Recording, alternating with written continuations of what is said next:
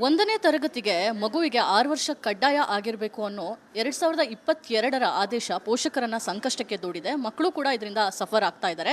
ಇವತ್ತು ಮಾಧ್ಯಮಗೋಷ್ಠಿಯನ್ನು ಮಾಡೋ ಮೂಲಕ ಪೋಷಕರು ತಮ್ಮ ಬೇಸರವನ್ನು ವ್ಯಕ್ತಪಡಿಸಿದ್ದಾರೆ. ನನ್ನ ಜೊತೆ ಒಂದಿಷ್ಟು ಪೇರೆಂಟ್ಸ್ ಇದ್ದಾರೆ, ಅವರನ್ನು ಮಾತಾಡಿಸುವಂಥ ಪ್ರಯತ್ನ ಮಾಡ್ತೀನಿ. ಮೇಡಮ್, 2022ರಲ್ಲಿ ಒಂದು ಆದೇಶ ಆಗುತ್ತೆ, 1ನೇ ತರಗತಿಗೆ ಮಗು ಹೋಗಬೇಕು ಅಂತ ಹೇಳಿದ್ರೆ 6 ವರ್ಷ ಕಂಪ್ಲೀಟ್ ಆಗಿರಬೇಕು ಅಂತ. ಯಾವ ರೀತಿಯ ಇದು ತೊಂದರೆ ಆಗ್ತಾ ಇದೆ? ನೀವು ಯಾವಾಗ ಅಡ್ಮಿಷನ್ ಮಾಡಿಸ್ಕೊಂಡಿದ್ದು ಮಗುಗೆ ಅಂತ ಹೇಳಿ? ಸೊ ಮೊದಲನೇ ಫಸ್ಟಾಗಿ ನಾವು ಅಡ್ಮಿಷನ್ ಮಾಡಿಸಿದಾಗ ಈ ರೂಲ್ ಇರಲಿಲ್ಲ. ಸೊ ನಾವು ಅಡ್ಮಿಷನ್ ಮಾಡಿಸಿದಾಗ ಇದ್ದಿದ್ದು ರೂಲ್ ಏನು 5 year 10 months ಅಂತ. ಸೊ ನಾವು ಅಡ್ಮಿಷನ್ ಮಾಡಿದ್ಮೇಲೆ ನವೆಂಬರಲ್ಲಿ ಈ ರೂಲ್ ಬಂದಿತ್ತು.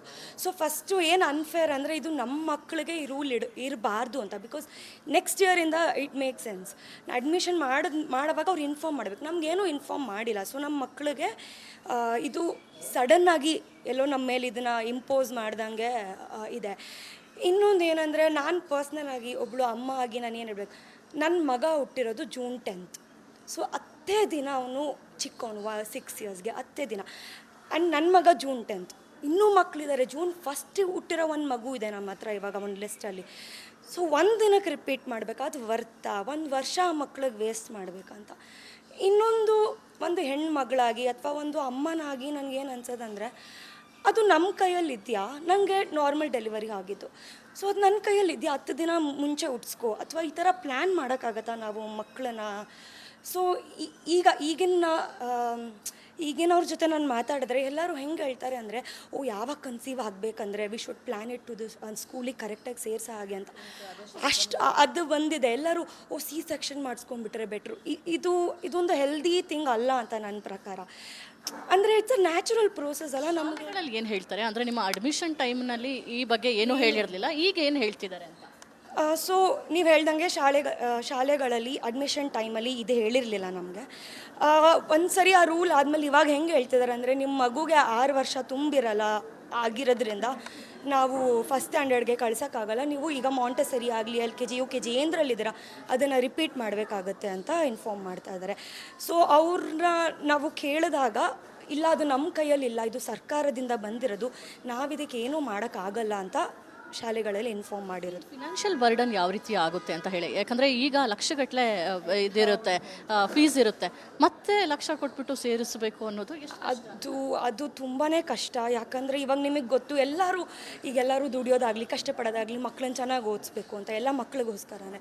ಸೊ ಈಗ ಫೀಸ್ ಎಷ್ಟು ಜಾಸ್ತಿ, ಎಲ್ಲರೂ ಒಳ್ಳೆ ಎಜುಕೇಷನ್ ಕೊಡಬೇಕಂತಲೇ ಟ್ರೈ ಮಾಡ್ತಾರೆ. ಸೊ ಈಗ ಎಷ್ಟು ಜಾಸ್ತಿ ಇದೆ ಅಂದರೆ, ಇನ್ನೊಂದು ವರ್ಷ ಸುಮ್ಮನೆ ಓದಿಸ್ಬೇಕಂದ್ರೆ ಪೇರೆಂಟ್ಸ್ ಮೇಲೆ ತುಂಬ ಬರ್ಡನ್ ಆಗುತ್ತೆ. ಆ್ಯಂಡ್ ಇದು ನಿಮಗೆ ಗೊತ್ತಿರೋಂಗೆ ಮ್ಯಾಕ್ಸಿಮಮ್ ಇರೋದೇ ಮಿಡಲ್ ಕ್ಲಾಸ್ ಪೀಪಲ್. ಸೊ ತುಂಬಾ ಕಷ್ಟ ಆಗುತ್ತೆ ಇದು. ಒಂದು ಕಡೆ ನಿಮಗೆ ಪೇರೆಂಟ್ಸಿಗೆ ಬರ್ಡನು, ಮತ್ತೊಂದು ಕಡೆ ಮಗು ಯಾವ ರೀತಿ ಸಫರ್ ಆಗುತ್ತೆ, ಏನು ಹೇಳುತ್ತೆ ಮಗು? ಸೊ ಈಗ ನನ್ನ ಮಗನ ಕ್ಲಾಸಲ್ಲಿ ಹೇಳಬೇಕಂದ್ರೆ, ಒಂದು ಟ್ಯಾಗ್ ಥರ ಆಗೋಗಿದೆ. ಈಗ ಈ ಥರದವ್ರು ಯಾರಿದ್ದಾರೆ ಅವ್ರಿಗೆ ರಿಪೀಟ್ ಸ್ಟೂಡೆಂಟ್ಸ್. ನನ್ನ ಮಗ ಬಂದು ಕೇಳ್ತಾನೆ, ಅಮ್ಮ ನಾನು ರಿಪೀಟ್ ಸ್ಟೂಡೆಂಟ್ ಅಂತ.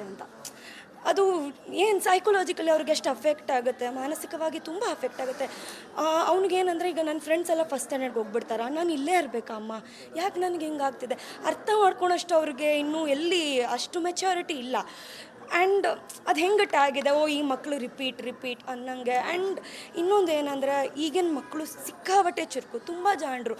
ಅದನ್ನೇ ಮತ್ತೆ ಹೇಳ್ಕೊಟ್ರೆ ಅವ್ರಿಗೆ ಅದೇ ಏಜ್ ಮಕ್ಕಳು ಮುಂದೆ ಹೋಗಿರ್ತಾರಲ್ಲ, ಏಂದ್ರಲ್ಲಾರು ಇನ್ನೂ ಜಾಸ್ತಿ ಕಲ್ತಿರ್ತಾರೆ, ಇವ್ರು ಅಲ್ಲೇ ಉಳಿದು ಬಿಡ್ತಾರಲ್ಲ ಅಂತ ಅದೊಂದು ತುಂಬಾ ಬೇಜಾರಾಗುತ್ತೆ. ನಮ್ಮ ಪೇರೆಂಟ್ಸ್ ಯೋಚನೆ ಮಾಡಿದಾಗ, ಅಯ್ಯೋ ನಮ್ಮ ಮಕ್ಕಳು 1 ವರ್ಷ ಹಿಂದೆ ಉಳಿದು ಬಿಡ್ತಾರಲ್ಲ, ಅದು ತುಂಬ ಏಜ್ ಗ್ಯಾಪು ಇಲ್ಲ ಮಕ್ಕಳಿಗೆ.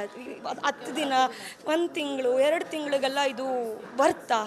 ಆ ಮಕ್ಕಳ ಎಜುಕೇಷನ್ನ ಸ್ಟಾಪ್ ಮಾಡೋದು ವರ್ತಾ ಅಂತ ಒಂದು ದೊಡ್ಡ ಅಂಕಿತ. ನನ್ನ ಹೆಸರು ಅಂಕಿತ ಅಂತ.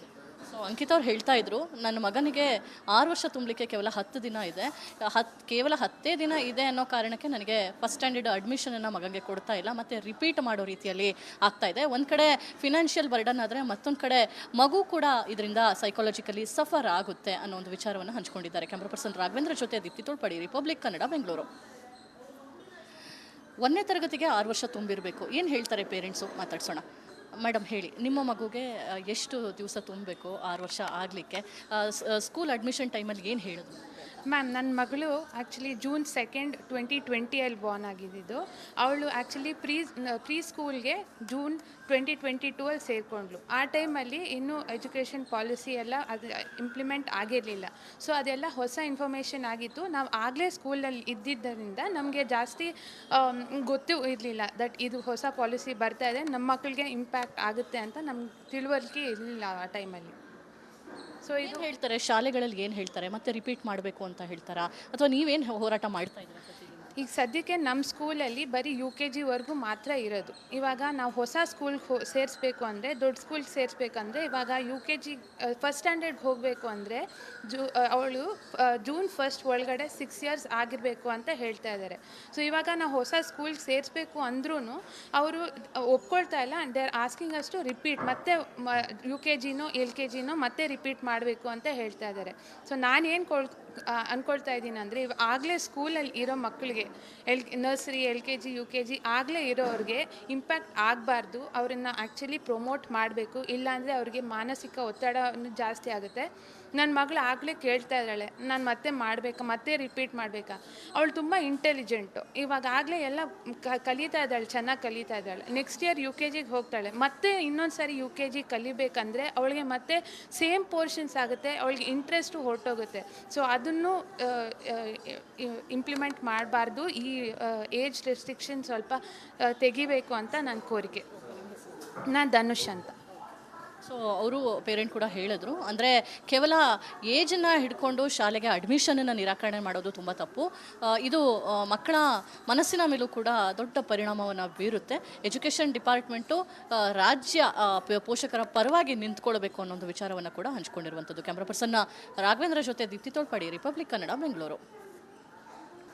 It is apt that the government decides to relax the age criteria for the batch even admitted before the 2022 notification. ಇವಾಗ LKG ಆಗಿದ್ದಾರೆ, ಬಟ್ ಅವರು ಆ್ಯಕ್ಚುಲಿ UKGನ ಮತ್ತೆ ರಿಪೀಟ್ ಮಾಡಬೇಕು ಅಂತ ಹೇಳ್ತಾ ಇದ್ದಾರೆ ಎಕ್ಸಿಸ್ಟಿಂಗ್ ಸ್ಕೂಲಲ್ಲಿ. ಸೊ ಅದರಿಂದ ಅವಳಿಗೆ ಮಾನಸಿಕ ಬಹಳ ಒತ್ತಡ. ಒಂದನೇ ತರಗತಿಗೆ ದಾಖಲಾಗಬೇಕು ಅಂತ ಹೇಳಿದ್ರೆ 6 ವರ್ಷ ಕಡ್ಡಾಯವಾಗಿ ತುಂಬಿರಬೇಕು ಅನ್ನೋ 2022ರ ರೂಲ್ ಬಗ್ಗೆ ಪೋಷಕರು ಇದೀಗ ಬೇಸರವನ್ನು ವ್ಯಕ್ತಪಡಿಸ್ತಾ ಇದ್ದಾರೆ. ಈಗಾಗಲೇ ಹಲವು ರೀತಿಯ ಹೋರಾಟವನ್ನು ಮಾಡಿರುವಂತಹ ಪೋಷಕರು ಸರ್ಕಾರದ ಬಗ್ಗೆ ಗಮನವನ್ನು ತಗೊಳ್ಳೋಕ್ಕೂ ಕೂಡ ಹೇಳ್ತಾ ಇದ್ದಾರೆ. ನನ್ನ ಜೊತೆ ಒಬ್ಬರು ಪೋಷಕರು ಇದ್ದಾರೆ, ಇವರು ಬೈ ಪ್ರೊಫೆಷನ್ ವೈದ್ಯರು ಕೂಡ ಆಗಿದ್ದಾರೆ. ಅವ್ರನ್ನ ಮಾತಾಡ್ಸ್ಕೊಂಡು ಹೋಗೋಣ, ಯಾವ ರೀತಿಯಾಗಿ ಇದು ಅವರಿಗೆ ಸಂಕಷ್ಟಕ್ಕೆ ಒಳಪಡಿಸಿದೆ, ಮಕ್ಕಳು ಯಾವ ರೀತಿಯಾಗಿ ಇದರಿಂದ ತೊಂದರೆಗೆ ಒಳಗಾಗ್ತಾರೆ ಅಂತ ಹೇಳಿ. ಮೇಡಮ್, 2022 ಜುಲೈಯಲ್ಲಿ ಇದೊಂದು ಆದೇಶವನ್ನು ಕೊಡ್ತಾರೆ. ನವೆಂಬರ್ನಲ್ಲಿ ಯಾವ ಇಯರ್ಗೆ ಇದು ಇಂಪ್ಲಿಮೆಂಟ್ ಆಗುತ್ತೆ ಅನ್ನೋದನ್ನು ಹೇಳ್ತಾರೆ. ಸೊ ನಿಮ್ಮ ಮಗು ವಿಚಾರದಲ್ಲಿ ನೀವು ಅಡ್ಮಿಷನ್ ಮಾಡಿದ್ದು ಯಾವಾಗ? ಆ ಟೈಮ್ನಲ್ಲಿ ಇದರ ಬಗ್ಗೆ ನಿಮಗೆ ಮಾಹಿತಿ ಇತ್ತಾ? ಶಾಲೆಯವರು ಏನಾದರೂ ಮಾಹಿತಿ ಬಿಟ್ಕೊಟ್ಟಿಲ್ಲ? ಸೊ ಪ್ರೀ ಸ್ಕೂಲ್ ಎಜುಕೇಷನ್ ನಾವೇನು ಹೇಳ್ತೀವಿ, ಅದು ಯೂಶ್ವಲಿ 3 ವರ್ಷದ ಎಜುಕೇಷನ್ ಕೋರ್ಸ್ ಆಗಿರುತ್ತೆ. ಫಾರ್ ಎಕ್ಸಾಂಪಲ್ ಕಿಂಡರ್ಗಾರ್ಟನ್ ಆದರೆ KG1, KG2, KG3. ಮಾಂಟೆಸರಿ ಆದರೆ ಮಾಂಟೆಸರಿ 1, ಮಾಂಟೆಸರಿ 2, ಮಾಂಟೆಸರಿ 3. ಇನ್ಫ್ಯಾಕ್ಟ್ ಕೇಂದ್ರೀಯ ವಿದ್ಯಾಲಯ ಸೆಂಟ್ರಲ್ ಗೌರ್ಮೆಂಟ್ ರನ್ ಸ್ಕೂಲ್ಸಲ್ಲೂ ಕೂಡ ಬಾಲವಾಟಿಕ, ಯಾವ ಪ್ರೀ ಸ್ಕೂಲ್ ಅಂತ ನಾವು ಹೇಳ್ತೀವಿ, ಅದು ಕೂಡ 3 ವರ್ಷದ ಕೋರ್ಸ್ ಆಗಿರುತ್ತೆ. ಸೊ ನಾವು ನಮ್ಮ ಮಕ್ಕಳನ್ನು ಶಾಲೆಗೆ ಸೇರಿಸಿದಾಗ 2021ನಲ್ಲಿ ನಾವು ಅಡ್ಮಿಷನ್ ತಗೋತೀವಿ. ಜೂನ್ 2022 ಅಲ್ಲಿ ಅವರು ಶಾಲೆ ಪ್ರಾರಂಭ ಮಾಡ್ತಾರೆ. ಆವಾಗ ಎಕ್ಸಿಸ್ಟಿಂಗ್ ಏಜ್ ಕ್ರೈಟೀರಿಯಾ ಬಂದು 5 ವರ್ಷ 5 ತಿಂಗಳು ಕಂಪ್ಲೀಟ್ ಆಗಿರಬೇಕು 1ನೇ ತರಗತಿಗೆ ಪ್ರವೇಶ ನೀಡಲು ಅಂತ ರೂಲ್ಸ್ ಇತ್ತು. ಅದರ ಇಂಪ್ಲಿಕೇಶನ್ ಏನು ಅಂದರೆ, KG1 ಇಲ್ಲ ಮಾಂಟೆಸರಿ 1ಗೆ ಸೇರಿಕೊಂಡಾಗ ನಮಗೆ 2 years 5 months minimum age cut off ಆಗಿರಬೇಕು ಅಂತ ಆಗಿನ ರೂಲ್ಸ್ ಆ್ಯಂಡ್ ರೆಗ್ಯುಲೇಷನ್ಸ್ ಇತ್ತು. ಬೇಸ್ಡ್ ಆನ್ ದಿಸ್ ನಮ್ಮನ್ನು ಶಾಲೆಗೆ ಬೇರೆ ಬೇರೆ ಶಾಲೆಗಳು ನಮಗೆ ಪ್ರವೇಶ ನೀಡಿದ್ವು.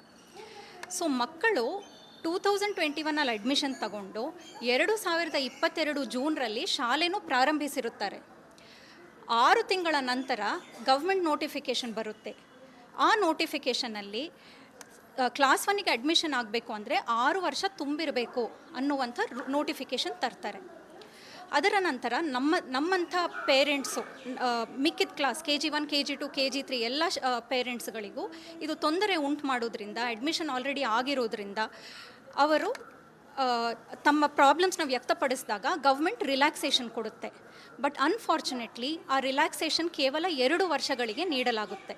ಸೊ ಆಗಿನ LKG UKG ಇಲ್ಲ ಮಾಂಟೆಸರಿ 2-3 ಅವರಿಗೆ ಮಾತ್ರ ರಿಲ್ಯಾಕ್ಸೇಷನ್ ಸಿಗುತ್ತೆ. ಅದಕ್ಕೂ ಮುಂಚೆ ಶಾಲೆಗೆ ಸೇರಿದವರಿಗೆ ಯಾವುದೇ ರೀತಿಯ ರಿಲ್ಯಾಕ್ಸೇಷನ್ ಸಿಗೋಲ್ಲ. ಇನ್ಫ್ಯಾಕ್ಟ್ ಈ ಮಕ್ಕಳು 2022 ಅಲ್ಲಿ ಸೇರಿರೋ ಮಕ್ಕಳು LKG ಮುಗಿಸಿದ್ರು, UKG ಮುಗಿಸಿದ್ರು, ಇಲ್ಲ ಮಾಂಟೆಸರಿ 1ಗೆ ಸೇರಿದವರು ಮಾಂಟೆಸರಿ 2 ಮಾಂಟೆಸರಿ 3ನೂ ಮುಗಿಸ್ತಾರೆ ಈಗ ಮಾರ್ಚಲ್ಲಿ.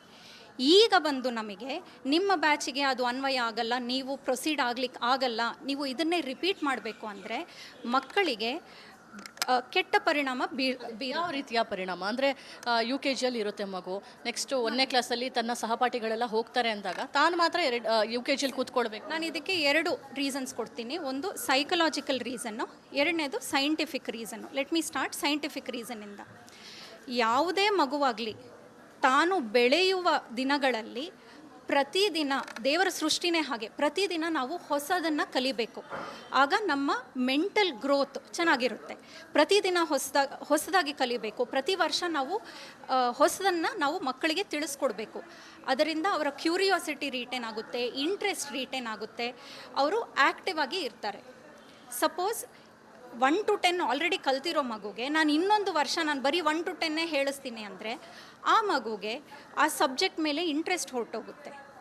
ಅವರಿಗೆ ಬೆಳವಣಿಗೆ ನೀಡುವಂಥ ಸ್ಟಿಮ್ಯುಲೇಷನ್ ಇರೋಲ್ಲ. ಆದ್ದರಿಂದ ಸೈಂಟಿಫಿಕಲಿ ಅವರ ಮೆಂಟಲ್ ಗ್ರೋತಿಗೆ ಇದು ಒಳ್ಳೆಯದಲ್ಲ.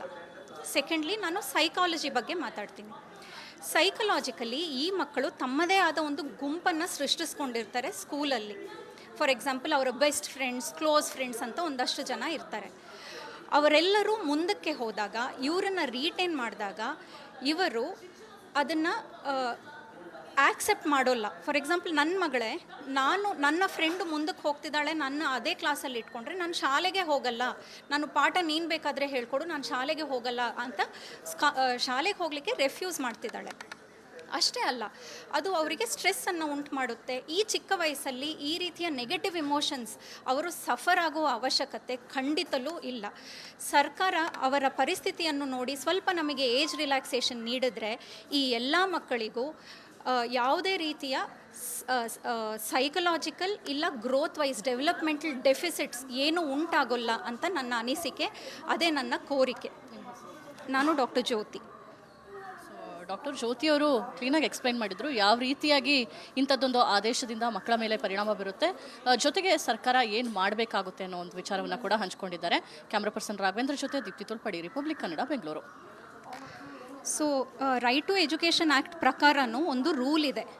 ಕ್ಲಾಸ್ 5 ಸೇರೋವರೆಗೂ ಯಾವುದೇ ಮಗುವನ್ನು ತಮ್ಮ ಪರ್ಫಾರ್ಮೆನ್ಸ್ ಆಗಲಿ ಯಾವುದೇ ಕಾರಣದಿಂದಾಗಲಿ ಯಾವ ಕ್ಲಾಸನ್ನು ರಿಪೀಟ್ ಮಾಡಿಸ್ಬಾರ್ದು ಅಂತ ಒಂದು ರೂಲ್ ಇದೆ. ಈ ರೂಲ್ ಏನಕ್ಕೆ ಬಂತು? ಈ ಎಲ್ಲ ಕಾರಣಗಳಿಂದ. ಮಗುಗೆ ಯಾವುದೇ ರೀತಿಯ ಸೈಕಲಾಜಿಕಲ್ ಇಲ್ಲ ಮೆಂಟಲ್ ಪ್ರಾಬ್ಲಮ್ಸ್ ಕ್ರಿಯೇಟ್ ಮಾಡಬಾರ್ದು ಅನ್ನೋ ಒಂದೇ ಕಾರಣಕ್ಕೆ ಈ ರೂಲ್ ಆಲ್ರೆಡಿ ಎಕ್ಸಿಸ್ಟ್ ಆಗಿದೆ. ಸೊ ಸಿಮಿಲರ್ಲಿ ನಮ್ಮ ಮಕ್ಕಳಿಗೆ ಕೂಡ ಇದೇ ರೀತಿ ಸೈಕಲಾಜಿಕಲ್ ಸ್ಟ್ರೆಸ್ ಇಲ್ಲ ಮೆಂಟಲ್ ಪ್ರಾಬ್ಲಮ್ಸ್ ಉಂಟಾಗಬಾರ್ದು ಅನ್ನೋ ಕಾರಣಕ್ಕೆ ನಾವು ಏಜ್ ರಿಲ್ಯಾಕ್ಸೇಷನ್ನ ಕೋರ್ತಾ ಇದ್ದೀವಿ. ಏಜ್ ರಿಲ್ಯಾಕ್ಸೇಷನ್ ಎಲ್ಲರಿಗೂ ಸಿಗಬೇಕು ಅಂತನೋ ಅಥವಾ ಈ ಆದೇಶನೇ ತೆಗೆದುಬಿಡ್ಲಿ ಅಂತ ಹೇಳ್ತಾ ಇದ್ದಾರೆ? ನಾನು SEP ಏನು ಇಲ್ಲ ಮೇಡಮ್, ನಾವು NEP ವಿರುದ್ಧ ಏನೂ ಮಾತಾಡ್ತಾ ಇಲ್ಲ. ನಮ್ಮ ಕೋರಿಕೆ ಏನು ಅಂದರೆ, ಪ್ರಾಬ್ಲಮ್ ಏನು ಅಂತ ನಮಗೆ ಗೊತ್ತಿಲ್ಲ, ಬಟ್ ಫಾರ್ ಸಮ್ ರೀಸನ್ ನಾವು 3 ವರ್ಷ ಕಂಪ್ಲೀಟ್ ಮಾಡಿದ್ದೀವಿ. ಈ ರೀತಿಯ ಮಕ್ಕಳು ಸುಮಾರು ಜನ ಇದ್ದಾರೆ. ಇನ್ಅಡ್ವರ್ಟೆಂಟ್ಲಿ 3 ವರ್ಷ ಕಂಪ್ಲೀಟ್ ಮಾಡಿರೋ, ಪ್ರೀ ಸ್ಕೂಲ್ 3 ವರ್ಷ ಕಂಪ್ಲೀಟ್ ಮಾಡಿರೋರು ಸುಮಾರು ಜನ ಇದ್ದಾರೆ. ಈ ಗ್ರೂಪ್ ಆಫ್ ಮಕ್ಕಳಿಗೆ ತೊಂದರೆ ಆಗಬಾರ್ದು. ಈ ಗ್ರೂಪ್ ಆಫ್ ಮಕ್ಕಳಿಗೆ ಸ್ವಲ್ಪ ಏಜ್ ರಿಲ್ಯಾಕ್ಸೇಷನ್ ನೀಡಿ ಈ ಮ್ಯಾಟರ್ ಒಳಗೆ ಸ್ವಲ್ಪ ನೀವು ನೋಡಿ ಅಂತ ನಮ್ಮ ಒಂದು ಕೋರಿಕೆ ಅಷ್ಟೇ.